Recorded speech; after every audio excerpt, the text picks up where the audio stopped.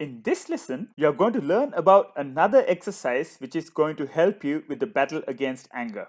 This is an exercise about being mindfully aware about your body in the present moment. And similarly to the practice of looking into your mind, this exercise will not only help you with anger, but also help you to be a much peaceful and happier person. And as I mentioned in the last chapter, both these exercises are stress busters. And if you practice them properly, you will get great results soon. So, like with the keeping your mind empty exercise, you need to go and sit in a silent place. Maybe this silent place is your room or your garden. You need to keep your back and neck straight at all times. And it is very important that you should not lean onto a chair or wall. If you cannot sit on the ground with your legs crossed, you can sit on a high chair, no problems at all.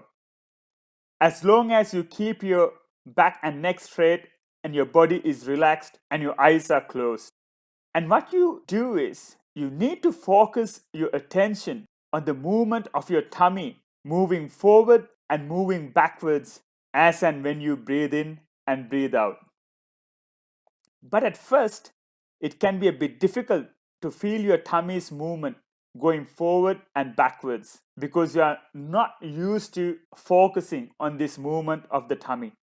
If this is the case, there's no problems at all. Just place one hand on your tummy, it will help you to feel the movement better. What you need to put your effort on is to keep your mindfulness for the full cycle of the tummy moving forward and moving backwards with each cycle of inhaling and exhaling. And you need to keep it going over and over again. With practice, you won't need to keep your hand on your tummy anymore because after some time, you will feel the tummy movement better and better. And this is all you got to do. Be mindful of the tummy moving forward when you breathe in and moving backwards when breathing out.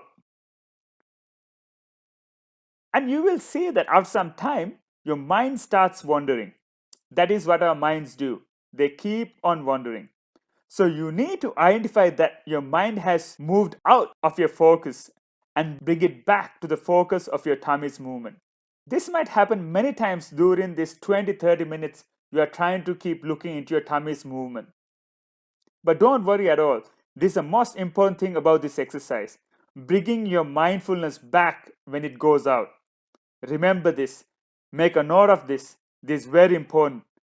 Once you lose your mindfulness, you are identifying that you have lost mindfulness and you are bringing it back to the tummy is the most important thing you are doing in this exercise. With practice, you can increase the time you can keep your focus on your tummy.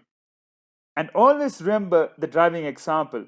It was so difficult at first, but now it is just second nature because you kept at it and you didn't give up. And it's the same with this exercise. It might look difficult at first when you practice it and you start to understand how you're doing it. But with time, you're only going to get better and better, and your mindfulness is only going to keep on getting better and better as well. And also, another big tip is you need to try and not move throughout the whole time you're sitting for meditation. Movements such as scratching your head, touching your face can severely disrupt your attention. So if you feel to itch somewhere, you should not move. If you want to scratch your face, you are not going to move. You simply bring your focus from your tummy to the place where it is itching. I say that again.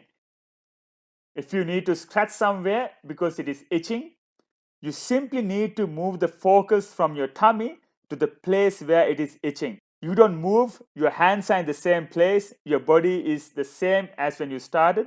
You just move your focus to that place where it is itching. For example, say that your head starts itching, you don't move. You just simply move your focus from your tummy to the place on the head where it is itching. And you think to yourself, it is itching, it is itching, it is itching.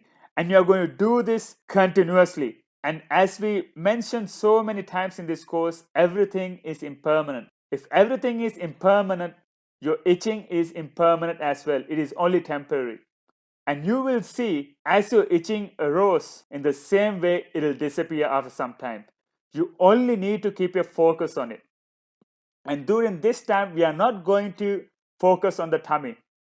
We are going to focus on the itching until it disappears. But we are not going to use our hands to do it. We are just going to see how it disappears on its own. Sometimes the itching doesn't disappear during this 20 minutes or 30 minutes. But it's fine. You keep your focus on the itching. This is very important. Similarly, if your knees start to hurt because you are keeping them bent or your back starts to ache, you do not change your position. I repeat, you do not change your position. You simply change your focus to the place where it is aching or hurting from your tummy, and you think to yourself, it is hurting, it is hurting, it is hurting, or it is aching, it is aching, it is aching. And only if the itching or the pain or the ache goes away, you then bring your focus back to the tummy. And I repeat, only if the itching or the pain or the ache goes away, only then you bring back your focus to the movement of the tummy when you breathe, how your tummy moves forward when you breathe in and goes backwards when you exhale. And this is a good way to keep your concentration because it is way easier to concentrate on an itching or pain or ache than on the tummy movement. Because trust me, when you are focusing on a pain or an ache or an itching place on your body, you don't lose focus of that. And this is very good for your concentration practice. These aches and itches and pains are a blessing in disguise.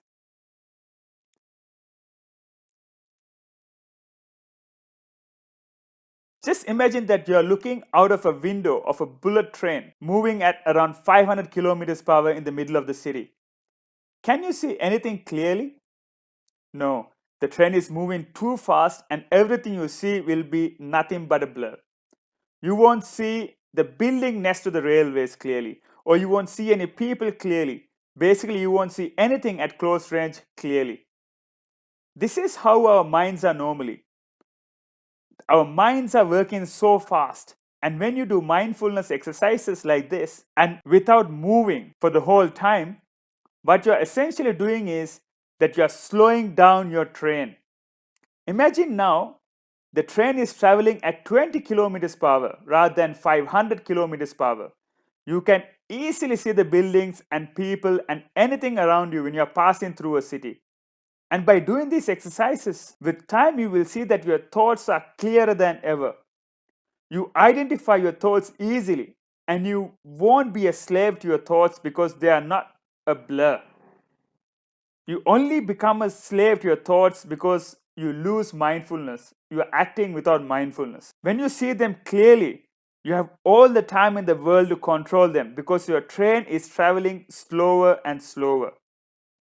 For example, if you have an angry thought, with time you will be able to disregard it even before it arises because your mind gets sharper and sharper by doing these exercises. And when your mind is sharp, you can easily look at your thoughts and you can identify when a bad thought is arising in you and you catch it even before it arises in you and you get rid of it. And guys, this is also another activity in our checklist.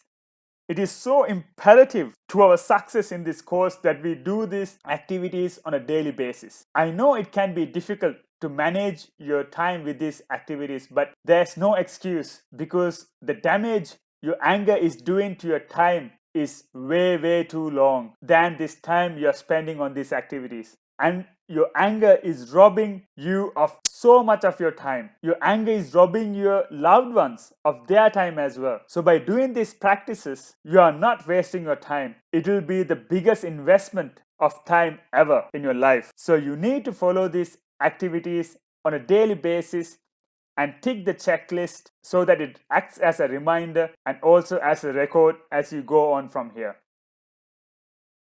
With that said, I'll see you in the next lesson.